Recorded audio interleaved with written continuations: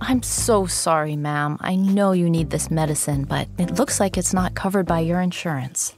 Yeah, unfortunately, I had to deny that one. Wait, who are you? I'm your insurance company's pharmacy benefit manager. I get paid based on the price of a medicine, and I don't make as much money off this one. No one should stand between you and your medicine. Visit phrma.org/middleman to learn more. Paid for by pharma.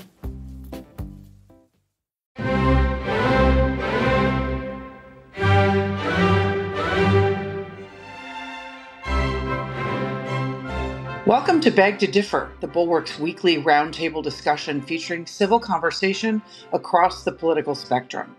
I'm A.B. Stoddard, associate editor and columnist at Real Clear Politics, sitting in this week for Mona Charen.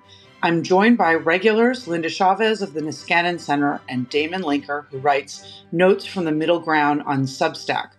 Our guest this week, I am delighted to say, is former Congressman Tim Ryan of Ohio. He served for 20 years in the House and ran an amazing campaign for the Senate last year against J.D. Vance. Welcome to all of you. Thank you. I'm going to begin this morning with what we always talk about these days, which is the 2024 Republican primary field, but it stays interesting. And then Thursday morning, we had Will Hurd, former congressman from Texas, join the race. Trump has also given a bombshell interview to Fox News where he admits to the crimes he's charged with.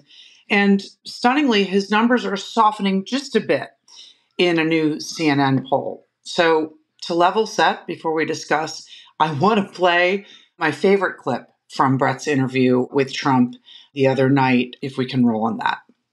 A woman who you know very well was in jail. She had 24 more years to serve. She served for 22 years. She had Alice Johnson. Alice. She was in the Super Bowl. High quality, yeah. I said, how many years? And she was on a telephone call, and they were involved in selling marijuana, mostly marijuana. And she got like 50 years in jail. But she'd be killed under your plan. Huh? As a drug dealer. No. Under that? It would depend on the severity. It would depend on the severity. She's technically a former drug dealer. She had multi-million-dollar cocaine ring. Any drug dealer, look. So even Alice Johnson in that ad. She can't do it, okay? By the way, if that was there, no, she wouldn't be killed. It would start as of now, so you wouldn't go to the past. Okay, so I just want everyone to remember where we are. It's 2023, and the twice impeached, twice indicted, criminal, corrupt Donald Trump plotted a coup against his own country and government, is the front runner in this race. He wants to give the death penalty to drug dealers who a few years ago, when he wanted to win over, quote, the blacks before his 2020 election, obviously was a champion of criminal justice reform. So we've come a long way. And Congressman Ryan, just 6 months ago, people were still thinking that Republicans lost the midterm elections because of Trump and the extreme candidates that he supported. And there was evidence in Sarah Longwell's focus groups for the Bulwark that members of the base of the party, though they very much still loved Trump, felt the need to find an alternative without baggage who could win and serve 2 terms. And that's changed now, and he's obviously dominating the field. But there is this new polling that challenges the theory that the indictments don't matter and that crime pays. And so my question to you is, what are the Trump supporters in your community in Ohio saying about the indictments, and especially with the likelihood that 2 more are coming? You know, I think that he obviously has this hardcore base that is immovable, really. I mean, there's just really no way to move him. There's nothing he could do. There's nothing Biden could do. There's nothing anybody could do to move him. And that's what you're, I think, seeing, that hardcore base in the polls. You would think that at some point it would have some effect on the middle of the road voter. The issue, I think, now is really that people are checking out of politics. So the low information voter is just not paying attention. They're not seeing the interview with Brett. They're not going to see a lot of this stuff. They're out living their lives. They hate politics now. They think it's toxic. And so I think the normal things are going to play next fall. What's the economy like? What are interest rates like? What are gas prices like? And, a lot of people are going to be like, who's best for me? And if I'm paying $4.50 a gallon for gas, I don't know. This Trump, whatever. I mean, maybe it's time for him to go back. I had gas prices were lower when he was in. Like that's Yeah. how people will think. And I just think that's still out there. And Democrats need to be very cautious not to fall into the trap of the corruption. And I mean, you need to make the argument, don't get me wrong, but don't fall into the trap like this is a slam dunk. I completely agree with you that we'll return to that in terms of Biden's vulnerability there. Linda, why is there a sense that there's somehow suddenly blood in the water? These late entries into the field, donors are supporting people like Chris Christie and Will Hurd. What is their role? Obviously, we are all been saying all this time since 2016 that a larger field helps Trump. But is there a way that these truth-telling rule of law Republicans play a role here? Do they end up hurting him maybe in the general election? Well, I think this is the problem. And I think Tim probably knows it much better than I do on the ground because he's out there with people who voted for Donald Trump. And I live in the Washington area and don't know a whole lot of people who voted for Trump, even among my Republican friends. But the problem is that we now have such a bifurcated system of getting our information, that there is the Trump world, the MAGA world. They get their information from all sorts of very sketchy websites. They get it through emails and text from their friends and from people whom they identify with. They watch Fox News, Newsmax, or one of the other far-right channels. I mean, if you actually read the indictment, it is open and shut case, it looks like. We'll see when it goes to trial. As I think Bill Barr said, if half of what's in there is true, he's toast. And yet that message doesn't get through to the people it needs to get through. It's dangerous to have too many people in this race because it will be very difficult for any of them to even meet the threshold to be on the debate stage. And I, for one, think it is absolutely critically important that Chris Christie be on that debate stage because he seems to be the only one who is really willing to take Trump head on. And he's a former prosecutor. He knows his stuff. He's got a personality that's not to everybody's taste, but he's funny. He does not sound like a robot. He talks off the cuff, and he does so, I think, very persuasively. Yeah, I wrote about him that I think he intends to be the X factor. So I guess, Linda, are you going to send your $5 in to make sure he gets on? I have to tell you, I already did. I already did. And by the way, I'm not a Republican anymore, but if he had a chance of being on the stage and if my vote would help, I would re-register at least temporarily for being able to vote for him. Well, it's really fascinating what you mentioned about the information ecosystem. Perhaps having Chris Christie and Will Hurd on the stage talking about these cases against Trump will force the base to learn things that they haven't yet learned. Damon, there's some new public opinion strategies polling that shows Ron DeSantis, who's really been struggling, beating Biden in critical battlegrounds, Georgia, Arizona, and Pennsylvania, with Trump losing to Biden in those states, in those polls. DeSantis has been gaining a little bit of ground in Iowa and some early state polling, but he is still way behind Trump. He still believes he has to be the anti-woke guy, and he's running hard on anti-vaccines.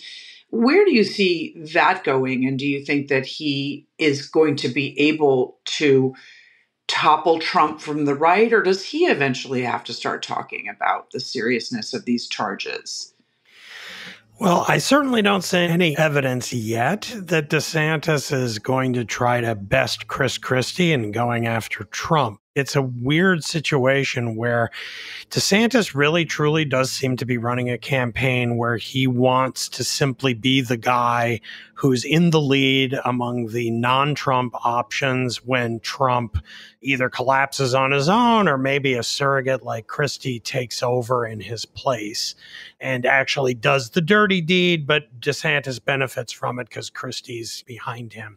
DeSantis doesn't seem to want to actually risk making enemies of any Trump voters. And there's a way in which you can imagine a kind of political strategy session behind the scenes where this makes total sense for them. But when it comes to a practical issue, it has the effect of making DeSantis, I think, sound like this sort of bizarre kind of base whispering candidate where he just is talking only to right fringe. And that includes a lot of right-wing anti-vax paranoiacs. And so I don't really see where it's going. If you look at the Real Clear Politics line graph, the aggregate polling graph that they have there, what you end up seeing is that Trump remains a solid 30 points ahead of DeSantis, and they're pretty much plateaued. I know there was a CNN poll recently that had Trump looking like he might be softening a little, but if you aggregate all the polls together, you don't really see that yet. What we have seen is that the latest federal indictment from Jack Smith has not led to a further boost for Trump. It's not like he's now up 35 or 40. So he probably is at his ceiling right now, at least with the long list and growing list of competitors there, taking bits and pieces of the electorate's voting on the right. But at the moment, we seem pretty frozen. And so as encouraged as I am to hear Christie giving his articulate, impassioned denunciations of Trump as a crook who has no business making it to the White House again, I'm not seeing it having any real effect as of yet, unfortunately. Yeah, I'm with you. It is interesting that it seems that there's really nothing that DeSantis can do, indictment or no indictment, because he is, as you described, quite frozen in his effort to appeal to the MAGA base. Congressman Ryan, among Republicans in your community and your life, is there an appetite for Ron DeSantis, or just people just like Trump because they like Trump? Do they actually talk about DeSantis and COVID lockdowns and, the free state of Florida? Is there any traction for him among the Republicans that you know? I don't think so. I think they're so in the tank for Trump, and DeSantis, I think, is revealing a lot of he looks like a politician. I think he's wants to not be Trump, but he won't hit Trump like Christie is. So he's in this no man's land that I think like a hardcore Republican primary voter is going to be like, I don't know. The bravado of a Christie probably appeals to them more, but it's so anti-Trump that they can't let themselves go there. So this, we're going to have psychology books written about this primary and with a voter on exactly what they're thinking. But I just think Trump is Trump, and everyone else is just going to divvy it up. I think Christie will be most effective in persuading, middle of the road people who kind of pay attention but don't vote in a Republican primary. And, he's going to continue to make the case against Trump, which I think at the end of the day is going to benefit the Democrats. Yeah, I think that it really will be interesting in terms of that sort of delightful bullying appeal that Christie has, like nice bully, funny bully. I think that DeSantis is terrified of how much Christie's going to make him look like a wimp. I'm so sorry, ma'am. I know you need this medicine, but it looks like it's not covered by your insurance. Yeah, unfortunately, I had to deny that one. Wait, who are you? I'm your insurance company's pharmacy benefit manager. I get paid based on the price of a medicine, and I don't make as much money off this one. No one should stand between you and your medicine. Visit phrma.org/middleman to learn more. Paid for by pharma. I want to go around the table on the question. Trump, in that Brett Baer interview, basically revealed that he doesn't want to debate. Let's start with Linda. Linda, what happens if Trump won't debate? Well, he bowed out of at least one of the debates last time, so it's not clear that that hurts him. He doesn't rely on appealing to a larger audience. Look, he's got, I don't know, maybe 40% of the base vote in the Republican Party, and most of those people are going to stick with him. I think what happens if he chooses not to debate, he is able to survive and become the nominee, is that he loses.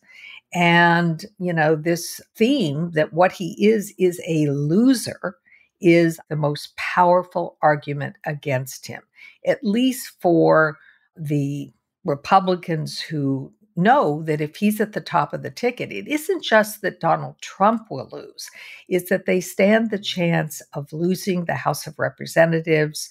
They won't likely get the Senate if Trump's at the top of the ticket. So it really puts the Republican Party in the wilderness, defined for a generation by someone who's not even a traditional Republican, much less a conservative. So I don't know that it's going to hurt him in terms of getting the nomination, but it will certainly hurt him in terms of having any chance whatsoever of winning the presidency again. That's a good point. It really does make him more of a wimpy loser. Damon, what is the dynamic on that stage if he doesn't show up? Christie will prosecute the case against Trump on that night of August 23rd in Milwaukee if Trump doesn't show up. Do the others? Or is that like the opportunity for Nikki Haley to get mad at Chris Christie and pick on Ron DeSantis? I don't really know how that works. What do you think that would do to the race? Well, first of all, I'll get to that in a second, but I do want to say in response to Linda's comment that I do think it's important for us to keep always separating whether we're talking about the primaries or the general. I don't think whether or not Trump participates in any or all of the Republican primary debates will have any effect whatsoever on how the general election works out with presumably Trump v. Biden. Everything will be redefined by then. And then the question will be, will Trump and Biden even debate? And if they do, how does Trump come off like a wild animal lunatic, like he did in the first debate in 2020, mauling at Biden? Does Biden have much more difficulty in 2024 than he did in 2020 of actually holding his own for an hour, hour and a half, 2 hours on a debate stage opposite someone who is coming at him like a wild animal? Those are the questions that will end up mattering a lot more, not maybe decisively, but it'll have a big effect on the final vote and whether or not Trump really is that loser that Linda said he is. As for the primary debates, as you asked, AB, I really don't know. There is a way in which refusing to debate sort of tacitly turns everybody else into kind of Lilliputians, like they're all fighting amongst themselves. Half of them are kind of Trump obsessed, like Christie and Asa Hutchinson and maybe Will Hurd. And a few of the other candidates kind of want to talk about Trump a lot and how bad he is in terms of the more opportunistic argument that Linda mentioned about him being a loser. So I agree with Linda that as far as kind of a strategic argument, there is reason to think that there might be some Republican voters purely on like calculating electability grounds might be willing to push Trump out of contention because they don't want to lose again in 2024. But of course, Trump's entire pitch is, I didn't lose. They stole it from me. And if you make me your nominee again, this time I'll make sure they don't do that again. And I'm your retribution for that great act of injustice. And so that just scrambles any attempt to do that. And that's why so few of the other Republican candidates, why any of them other than Christie are really pushing anything like that argument, because the premise of that argument is that he actually lost in 2020. And most of those candidates are afraid to come straight out and say that because that puts them on kind of on the opposite side of all of Trump's supporters. So that's a lot of the party. And you don't want to antagonize all of them or even a large portion of them if you have any hope for the future. Yeah, I'm just wondering if that electability argument, that less than a year ago, held sway with some of the voters who very much loved Trump, but thought, maybe he can't win and we need to find someone who can. Maybe the argument is the more indictments you're under, the less it seems like a deep state plot. Maybe not. Congressman Ryan, you know a thing or two about debating. I must say your debates were really impressive against Vance. And you look at this, I'm sure you get sort of a kick out of watching debates. What do you imagine the scenario is if Trump doesn't show up to debate basically Chris Christie on August 23rd. Yeah, I think Damon's right. I mean, it turns into Trump is the clear leader, and these guys are all just kind of fighting for like distant second. This is kind of a normal Trump play, right? Everyone's talking about whether or not he'll be in the debate. So who's everybody talking about? They're talking about Trump.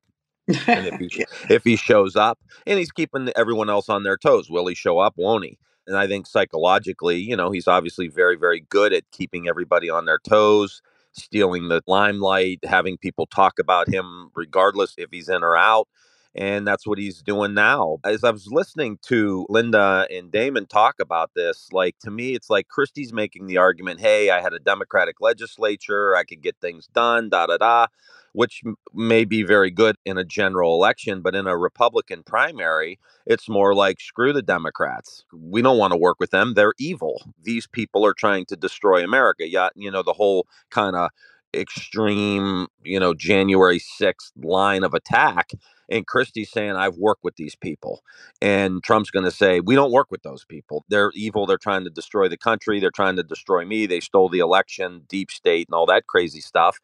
And so I don't know. I just think it's going to be really hard for Christie to, you know, be a compromiser and someone who can work with Democrats when the base of the Republican Party doesn't want to hear that stuff because they think we're trying to destroy America. Excellent point. All right, we're going to move on now to this week in the House of Representatives, where the Republicans never fail to entertain. Speaker Kevin McCarthy, for the moment, has fended off articles of impeachment against Joe Biden, but they're going to sit in the folder ready for later. We imagine that after 2 impeachments of Trump, the Republican base is not going to give up demanding scalps. And those impeachment articles were filed even before they were in control of the majority. We know they censured Adam Schiff because that's a good way to quell the thirst among the base. I am fascinated to see that the 2 poster girls for the House Republican Conference, Lauren Boebert and Marjorie Taylor Greene, are in quite a row.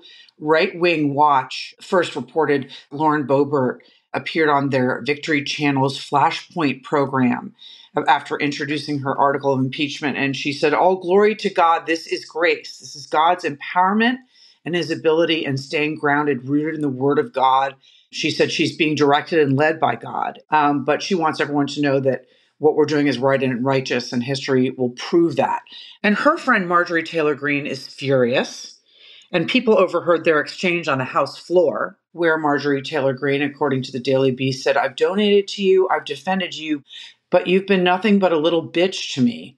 And you copied my articles of impeachment after I asked you to co-sponsor them. So somehow Kevin McCarthy is able to deal with this and everything else that's going on and has convinced people that for now they need to hold off on this.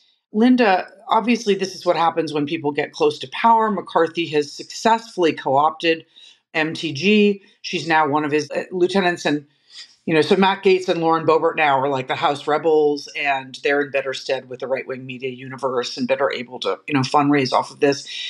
When we take a step back, in the before times, the divided party lost the general election, the presidential election. And it's likely that Republicans go into next year far more divided than Democrats. Will that matter? Democrats are apathetic. Joe Biden is supremely unpopular. His numbers are now at 32%, a new low in CNN. Do we think that the division matters? Will Republicans be more energized than Democrats overall voting next year? How do you see it playing out? Well, I mean, that's possible that Trump wins the nomination and his followers get to the polls. People who don't always vote in elections turn out to vote for him. But I will say, this behavior on the floor of the House. I mean, it's not as if we haven't seen very bad things happen on the House floor. I mean, I think we've seen canings, we've seen, almost fisticuffs in previous years. But it was nothing so much as, a high school knockdown. between two of the mean girls fighting each other. It was so unseemly. And, in terms of Boebert, and, she's been ordained by God to do this. Well, if God was so much in favor of the Republicans, why didn't he change all those votes? Why doesn't he strike Joe Biden dead? Why isn't there a thunderbolt coming down from the heavens, knocking him dead on the floor? This is who these people are. I mean, it's funny, but it's not funny that we now live in a time when one of the storied major parties of the United States has devolved into the Matt Gaetzes and Lauren Boeberts and Marjorie Taylor Greene. I mean, if she is the face of reasonableness in terms of this Republican Party and this House of Representatives, God help us all. I'm going to get down on my knees and start begging for divine intervention, because we are in a very perilous state. I mean, this is really a disgrace on the Hill. We have a country to run. There are serious problems that only Congress can deal with, including, by the way, the immigration issue. We do need to do something to make our border more secure and to allow people who will contribute to the United States to come into our country. And yet nothing is getting done. So I just think it's a very, very sorry day.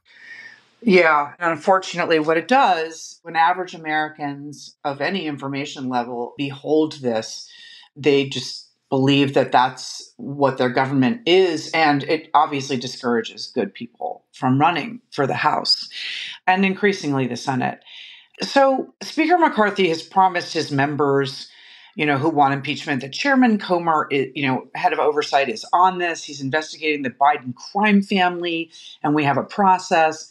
And Comer keeps promising us connections between the Bidens and foreign entities who enrich the Bidens in exchange for, policy favors or something. Comer is continuing to insist that the FBI is hiding, damning facts in some unclassified, redacted 1023 form. He says, memorializes a confidential source's conversations with a foreign national who claimed to have bribed then Vice President Joe Biden. And Democrats are saying these are like recycled garbage from Rudy Giuliani. So, Damon, when you look at their efforts so far, I mean, I thought their hearing with John Durham was pretty embarrassing. I don't think people remember that they held a hearing after Trump's first indictment in New York on DA Alvin Bragg's record on crime prosecution, and the Twitter files are sort of, I don't think anyone remembers that either. It was pretty weak. But most Americans see the Jack Smith indictment, even as Trump's numbers weaken a bit, as political, even when they believe that he's guilty of the crimes. And so does the Hunter Biden plea deal, which is like their newest thing to crow about, do you think that it could seem to these same voters like a slap on the wrist and just as political? For voters who are even aware of any of this, and I don't think it's a huge number, this is fever swamp stuff. And I don't mean by saying that to preemptively assume that there's no there on the Biden family investigation stuff. I've been around long enough to not, at this still early stage, to prejudge it. They are making some pretty wild allegations, but it's possible there's something there. So I'm happy to let that unfold on its own. But my sense is that very few Americans actually have any idea about this stuff. They're living their lives. They're going to work. They're trying to be parents and pay the bills and put gas in the car.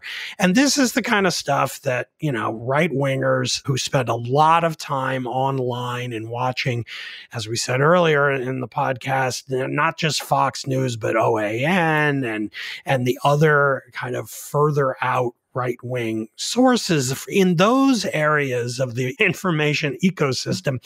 There is a huge tangled web of lines on, Glenn Beck's old whiteboard, like connecting all kinds of stuff that connects things like Hunter Biden and his laptop and the charges he copped a plea deal for this week, plus these other allegations about other Biden family members getting money in return for favors. Most Americans are not following that. So It says something about the state of the Republican Party that someone like a Lauren Boebert, who, remember, barely won re-election in 2022. It was one of the narrowest contests in the race for the House.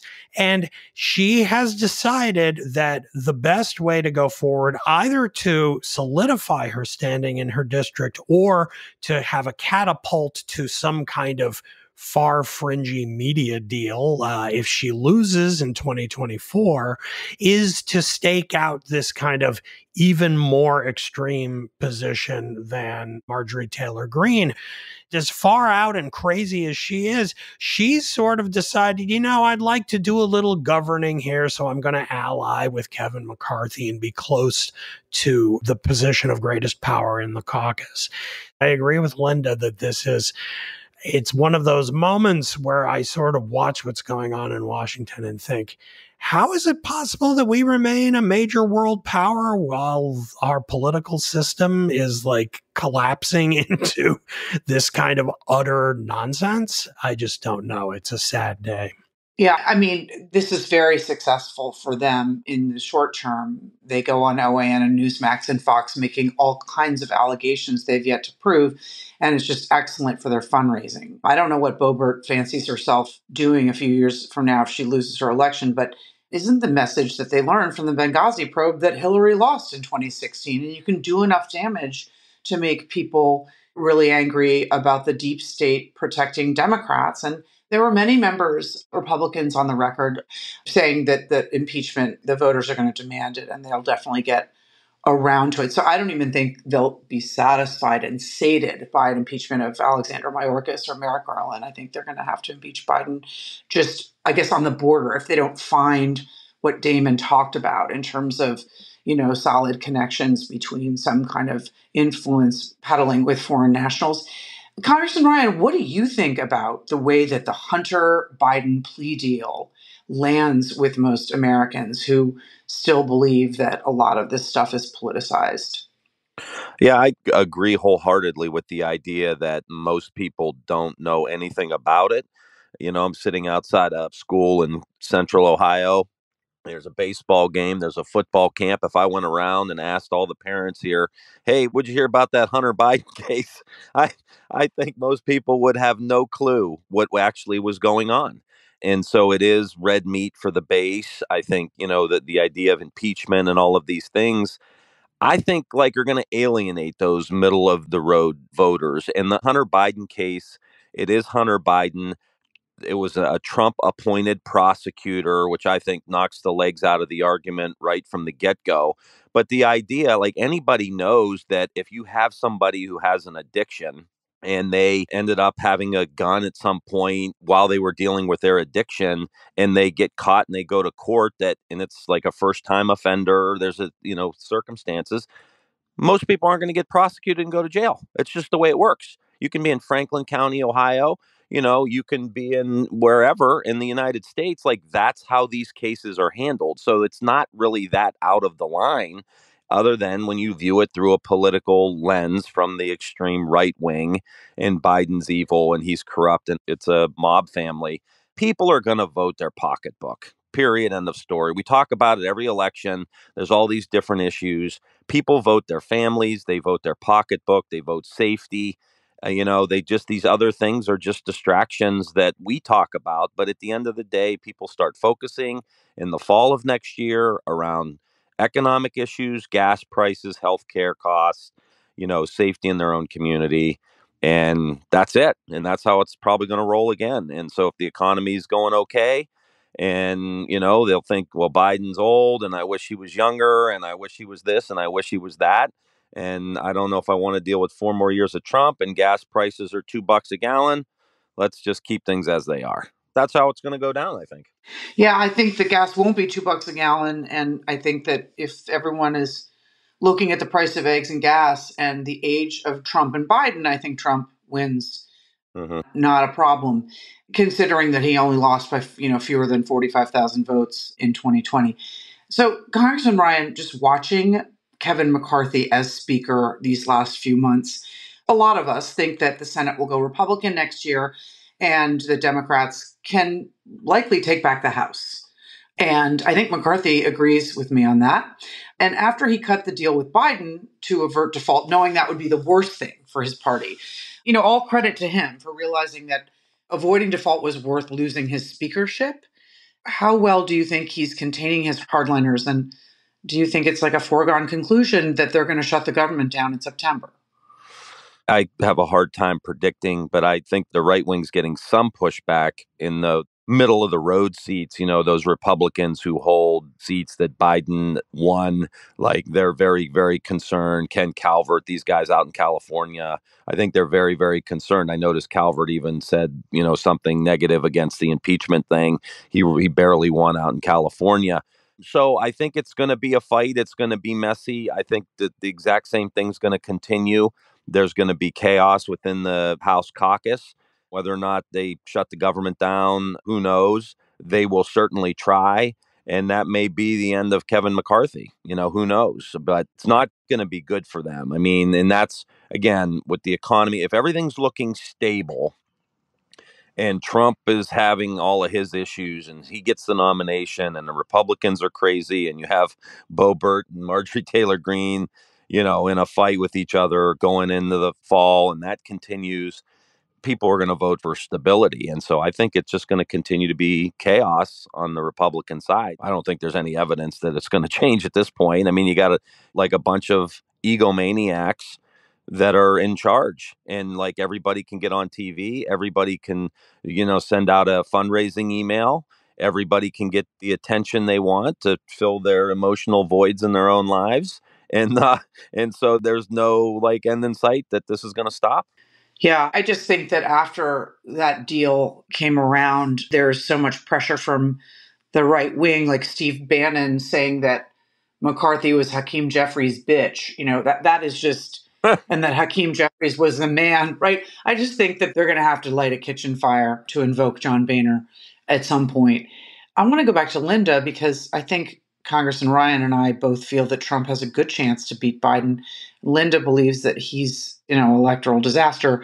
Do you agree, Linda, that this could be decided on, maybe we stave off a recession, but on other indicators, price hikes that people haven't seen in their lifetimes, and that Trump could win next year, could beat Biden? I don't think so. But having said that, I do think that Biden has a problem. And certainly it's the economy stupid, the old James Carville line. I think that is probably what matters most to most people. The biggest problem I think that Biden is going to have is lack of enthusiasm, people not being willing to come out and support him, particularly among the base of the Democratic Party, which is among Black women. Are they going to end up showing up in lower rates? And obviously, in certain states like Georgia, that's going to matter. And he's got to win. He's got to win those states where the vote is going to be up for grabs. But I think we're ignoring in this whole discussion that Donald Trump is under indictment, that a trial date has been set for August. Now, nobody really believes the trial is going to start exactly then, but it is possible that we are going to see Donald Trump sitting in a federal courtroom, not being able to, bluster and bluff his way out, and that he's going to be judged by a jury of his peers. So I'm not willing yet to just throw up my hands in despair and think we're going to have another Trump presidency. But Biden has got to get his base in order. And I think his problem is more with the lack of enthusiasm on the left of his party. It's not the Tim Ryans of the Democratic Party that he's going to have a problem with. It's going to be the AOCs and Pramila Jayapal and all of those that I think we're going to end up seeing that if their people don't show up, then Biden will be in trouble. And Damon, I want to let you jump in here. I mean, I'm obviously in the doom space. Have you actually tried to be imaginative and roll out the string and considered that the timing of the trials would end up being a factor and potentially damaging to Trump in a general election against Biden? What's your take on where that looks like it'll land? Well, it's pretty complicated because there are so many prosecutions in play. If it is the case that this first federal trial begins anything like in August of 2023, it's going to be done and over long before the 2024 election. And then just talking about that trial, first of all, is he convicted? Is he convicted on all counts or just some counts? And then what is the punishment? Is he given a slap on the wrist or is he actually sent to prison? I'm hard pressed to come up with an estimate of what the political consequences are going to be because it's so far beyond any other series of events we've ever witnessed in this country. He's very much in the lead unless all of those events that I just described knocks him out of the lead. He's still going to win the Republican nomination, even after he's been on trial and potentially convicted and potentially going to jail. And what he's like running for the primaries from a jail cell? How's that work? And is it really true that what I think will happen happens, that the Republican electorate looks at that and says, that's even more reason to vote for this guy because this is so unjust and we like our outlaws in this country. And this just shows that he's really on our side against the deep state. Then going from that to, is he going to be competitive against Biden in the general election? I mean, how could we even guess? It's so strange. And then I haven't even mentioned the fact that around mid-August, the Fulton County grand jury will be deciding whether or not he's going to get indicted in that state level case about election manipulation. And then there's this other federal case about Trump's role in the January 6th insurrectionary violence, which could yield its own indictments. And then, of course, the Alvin Bragg case in New York. So this is 4 separate tracks going on at the same time while 2 rounds of elections are going on, both at the primary level and in the general election. Absolutely no precedent for even one of those things to be happening, let alone all of them. And I've worried for a very long time and made a lot of people angry months ago in trying to make the case that actually pursuing indictments of Trump probably isn't a good idea, precisely because I worried about what the consequences for the rule of law in this country will be when one of our 2 people running for president makes as part of his platform running against the rule of law in general, and how radicalizing that could potentially be for an already very radical Republican base. Yeah, who is going to cheer when he runs on pardoning himself. Yeah, exactly. That's its own potential constitutional crisis, because that's by no means a settled issue, if that's even possible. And then, of course, you're going to end up getting courts weighing in on whether it is, and those votes very likely could break down along partisan lines based on who appointed the judges. It's a mess all the way up and down. I am just one of the people that do not believe that there's ever going to be a jury that convicts him, that there will always be one Trump supporter who believes that everything in this whole country is rigged against him.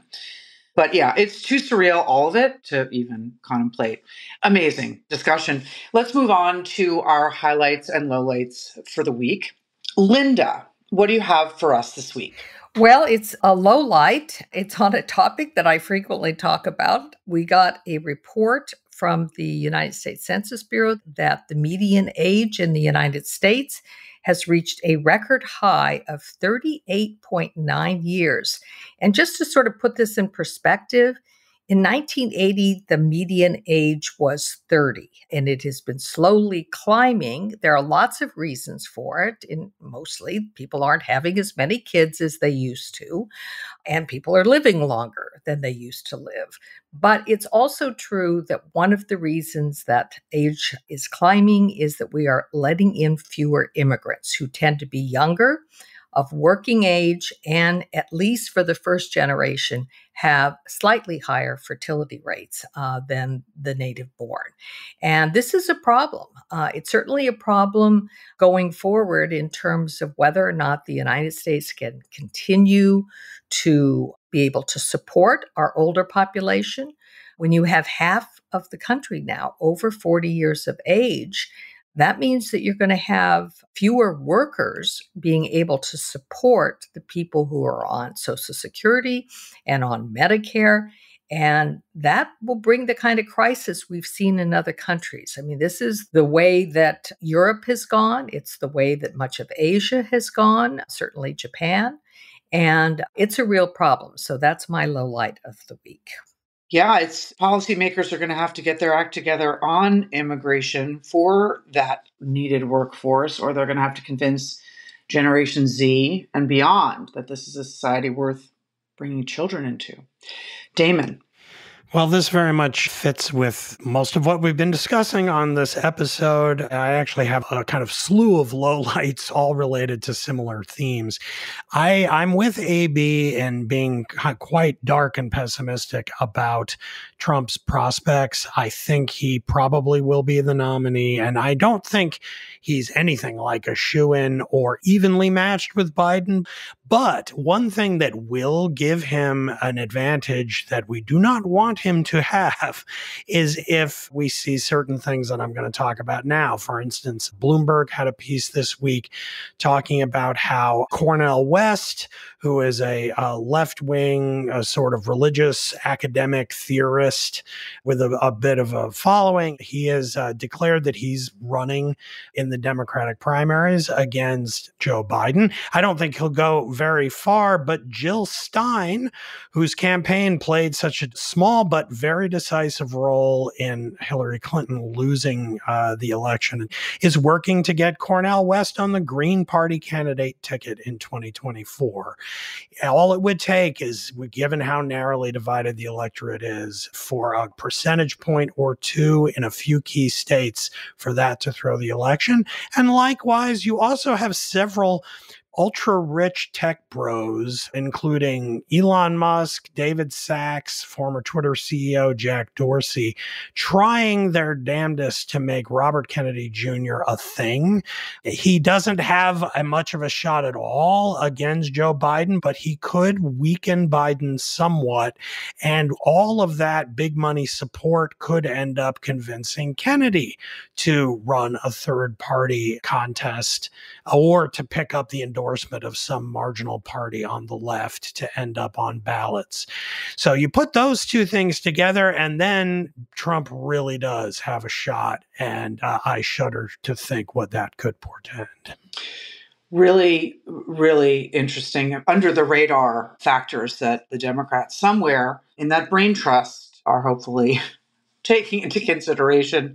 So a year ago yesterday, I watched the January 6 hearings featuring Shaye Moss and her mother, Ruby Freeman, two election workers in Georgia whose lives were upended by fraudulent claims from Rudy Giuliani and Trump and others that they committed election fraud. The Georgia Elections Board and the GBI, Georgia Bureau of Investigations, working with the FBI, cleared both women, mother and daughter, of the allegations against them, and said that the unsubstantiated claims had no merit.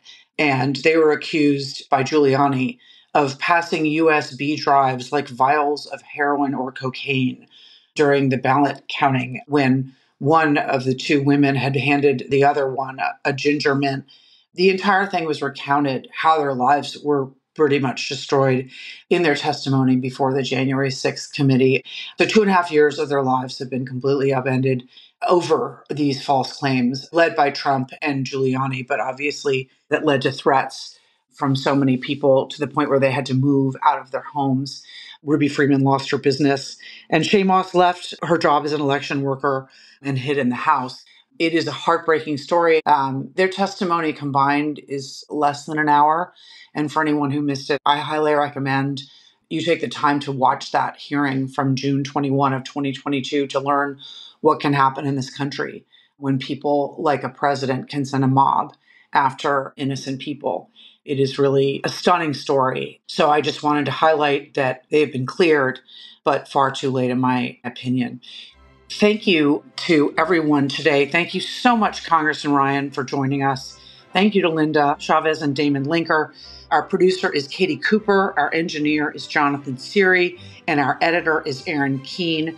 Mona is going to be back with you all next week. Thanks so much for having me, and thanks for listening.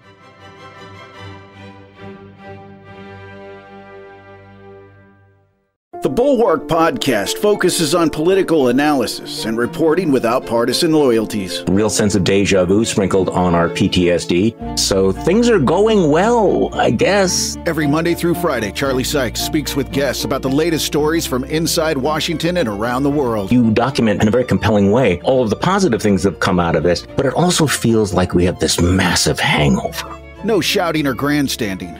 Principles over partisanship. The Bulwark Podcast, wherever you listen.